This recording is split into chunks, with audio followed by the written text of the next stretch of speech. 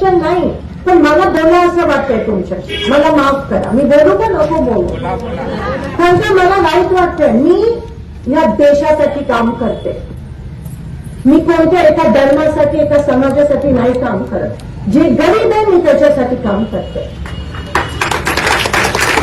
पण मला आज या देशाचं वाईट वाटते. फक्त सोलापूर नाही, काश्मीर पासून कन्याकुमारीसाठी मला देशाचं वाईट वाटतंय.